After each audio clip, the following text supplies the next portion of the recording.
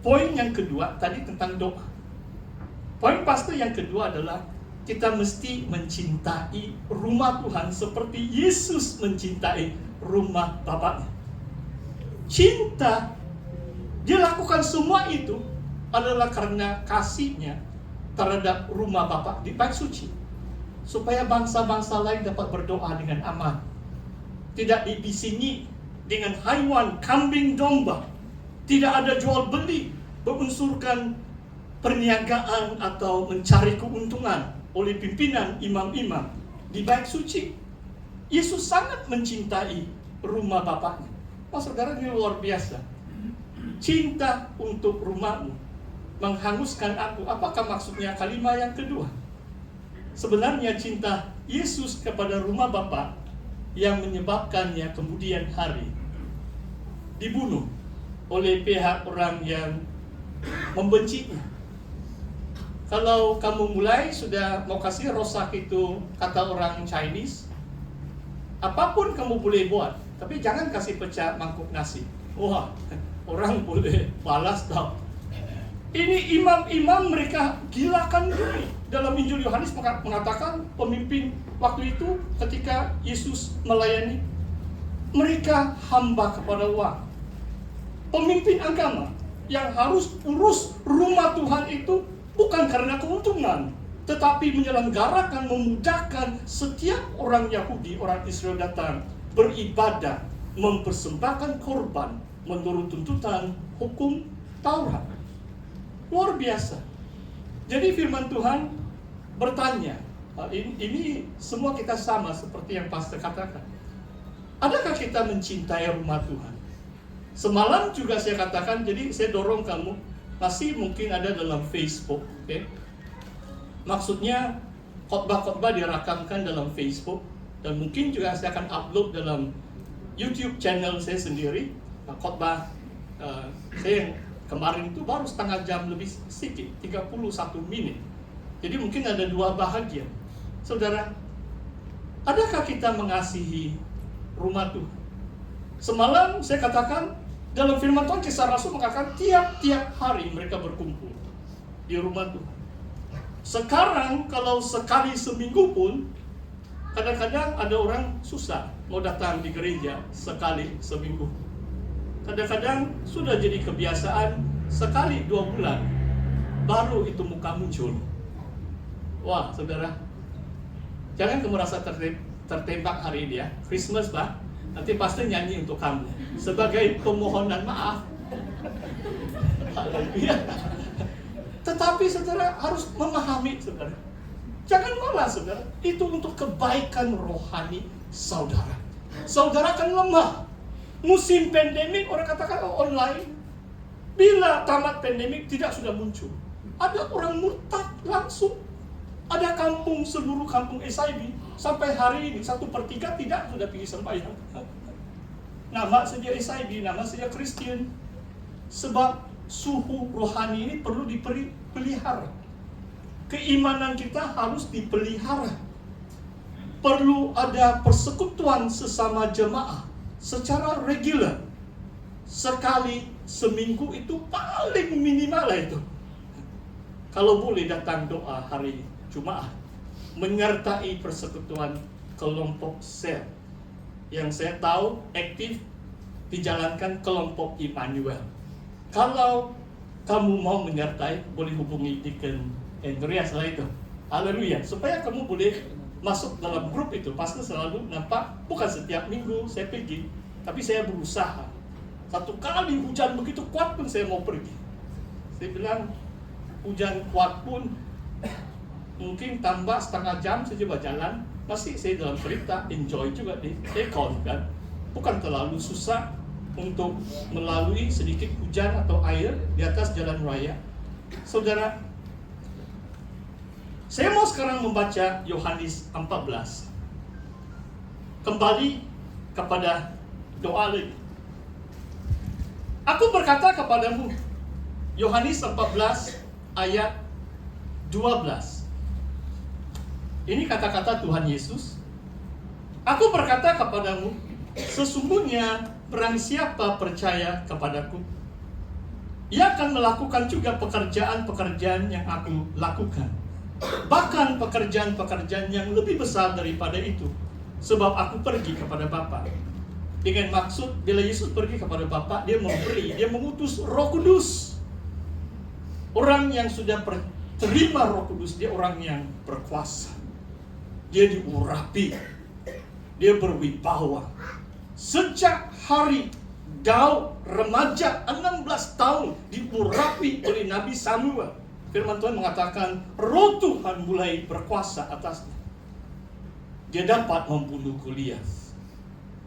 Dia panglima tentara Raja Saul. Raja Saul minta dia bunuh 100 orang Filistin. Dia mempersembahkan 200. Luar biasa kan? Pekerjaan-pekerjaan yang lebih besar sebenarnya. Kadang-kadang orang Kristen hidup sepanjang hayat, yang penting saya cukup makan, saya ada rumah, ada kereta, dapat bayar CCM, oke lah itu. Tapi tidak ada buah, hanya daun-daun saja. Saya masih ingat sebelum saya lahir kembali, saya boleh katakan saya cuma Christian Christmas. Hanya Christmas saja saya berusaha pergi di gereja, sehingga saya lahir kembali. Wah, baru saya rindu. Mungkin kamu sudah pernah dengar kesaksian. Apa maksudnya mencintai rumah Tuhan kan? Beberapa bulan pertama saya mengenal Tuhan di New Zealand. Bulan April sampai bulan Ogos paling sejuk. Di Christchurch boleh sampai negatif -5 degrees. Di bawah paras beku. Dan saya jalan di atas taman kebun yang penuh dengan salju atau ais. Saya baru 17 tahun, 18 tahun. Saya tidak rasa sejuk pun. Sekarang musim panas, saya pergi New Zealand pun saya rasa sejuk. Lain banget manusia. Saudara, saya sangat mencintai rumah Tuhan. Ada orang komen dengan saya begitu. Kasih panjang-panjang itu lagu-lagu. Baru mau warm up. Dia mau sampai 1 jam baru dia mulai mau menyanyi. Kalau saya, lagu pertama saya menangis sudah. Kenapa saudara? Sebab di rumah saya sudah menyanyi. Saya sudah menyembah Tuhan 2 jam. Sebelum datang di rumah Tuhan, saya tidak perlu warm up. Saya tidak perlu nyanyi 1 jam. Memang saya suka menyanyi. Nanti kita akan menyanyi ya. Sebagai permohonan maaf pastor. Untuk kamu yang rasa tersinggung sendiri. Saya datang Christmas mau happy-happy. Kok Pak Pastor berat pula. Haleluya, haleluya. Saudara, sini saudara. Pastor, firman Tuhan mau kita lihat kehendak Tuhan. Tuhan mau kita melakukan pekerjaan yang lebih besar. Dan bagaimana saudara? Ayat 13. Dan apa juga yang kamu minta dalam namaku, aku akan melakukannya supaya Bapa dipermuliakan di dalam Anak. Jika kamu meminta sesuatu kepadaku dalam namaku, aku akan melakukannya. Lihat janji firman Tuhan. Ini doa saudara. Apapun yang kamu minta dalam nama Yesus, Tuhan Yesus akan melakukannya. Sebab segala otoriti di surga, di bumi telah diberikan kepada Tuhan Yesus. Tidak ada apa yang dimiliki oleh Bapa tidak diserahkan kepada Anak. Anak dan Bapa adalah satu. Yesus akan melakukannya supaya Bapa dipermuliakan di dalam Anak. Jika kamu meminta sesuatu kepadaku dalam namaku, aku akan melakukannya. Saudara, kenapa kita perlu doa saudara? Sebab banyak perkara tidak boleh diselesaikan oleh kepintaran atau kekuatan kita saudara. Saya ingat, saya pernah buat satu seminar tentang Efesus. Surat Efesus, hampir 1 hari sampai jam 3. Jam 9 sampai jam 3, 6 bahkan. Di satu gereja di Singapura. Waktu saya melayani di Singapura. Kemudian satu keluarga, bapak dengan 2 anak. Anak perempuan, anak lelaki. Yang lain biasanya thank you pastor, mereka jalan sudah. Tapi orang itu cerita saya setengah jam. Jarang, itulah saya ingat sampai hari ini. Jadi bapak ini beritahu saya, pastor, I don't believe what you share, dia bilang. Saya tidak percaya apa yang kamu kongsikan. Sebab dalam surat Efesus bab 3 ayat 20, Tuhan mampu melakukan jauh lebih banyak daripada apa yang kamu pikirkan dan doakan. Luar biasa. Jadi saya huraikan ayat itu dengan bersaksi bahwa saya pernah kendali syarikat keuangan, saudara. Mungkin pastor ini belum bersaksi, tapi hari ini tahun pertama mungkin masih fresh lah, ramai juga pelanggan saya. Tapi tahun yang kedua, 89, tahun 90, happy. Saya dapat lagi bawa istri saya pergi Jakarta. Ada orang pelanggan suruh saya minta pendapat seorang peguam senior di KL. Dan saya dapat 5.000. Cuti lagi percuma. Tambahan hotel cuma percuma. Yuran saya cuma pergi jumpa itu peguam yang senior, itu pelanggan bayar saya 5.000. Dan kemudian peguam senior itu dia tulis dulu pakai fax. Kamu tahu fax kan? Fax machine baik. Dia tulis dia punya pandangan secara perundangan, tidak sampai 2 muka surat pun dia minta 5.000. Senang saja. Jadi pelanggan saya sanggup, mungkin dia orang kaya lah itu, saudara. Tapi tahun yang berikutnya, tahun 91, langsung tidak ada bisnis. Kalau bukan pertolongan Tuhan, mungkin bankrupt sudah. Saya punya syarikat. Tetapi setiap hujung bulan, sebab waktu itu semua saya CCM kan, kredit card, tadi itulah bahaya dia. Boleh sampai 15.000 maksimal. Saya berutang dengan bank. Hati-hati kredit card. Kereta pun CCM, rumah pun menyewa, 2 lagi pekerja pejabat saya. Kalau saya tidak dapat 7-8 ribu, memang tidak cukup lah itu. Tetapi setiap bulan, tidak pernah saya berutang dengan pekerja. Saya sebagai majikan, sole proprietor. Tidak pernah satu hari lewat, saya membayar sewa rumah saya, atau sewa kereta, atau CCM kereta. Tetapi, tiada duit. Langsung tidak ada duit.